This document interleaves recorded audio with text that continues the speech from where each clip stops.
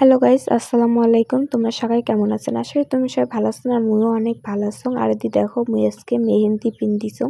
তো মেহেন্দি দেওয়াটা কেমন হয়েছে কমেন্ট করে জানাবেন। তল পাশেটা ভালোই হয়েছে, বাট উপরি পাশেটা দেখো কেমন হয়ে গেছে, ছেঁড়া বেড়া তো থাকে না। এদি আমার বাড়ির পিছনে দেখো একটা ভাটা আছে, তো ভাটাটাও তোমার সাথে শেয়ার করে দেবেন। তোমার ভাটার কি নাম আম্মু না কমেন্ট করে জানাইবেন। আমার এতে ভাটা কয়।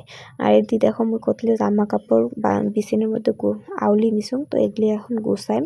আর এদি দেখো মুই হিজাব, ইনের ক্যাপ, বোরকা, আবেয়া সব কিছু পরে নিছং। তো এলা মুই ভিডিওটা শ্যুট করিম তার জন্যে। আর এদি হচ্ছে মুই দেখো কতগুলি জামা কাপড় আউলি নিছং। আর এলা দেখো সব জামা কাপড় গুছে যে মহা একটা মুশকিলত পড়ে গেলাম।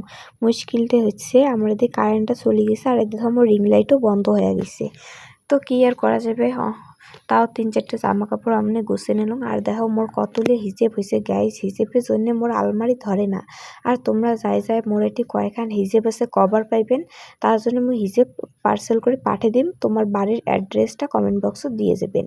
তো এটি আর দেখো মোর হিজেব কয়টা আছে। আর এটি দেখো মুই সব কিছু এগুলো হচ্ছে বোরকার ইনের ক্যাপ, আর এটি সব কিছু ইনের ক্যাপ, বেল, তোর নিকেপ সব কিছুই মুই রেডি করে নিছং কোনগুলো কোন থাকের মধ্যে তার জন্যে।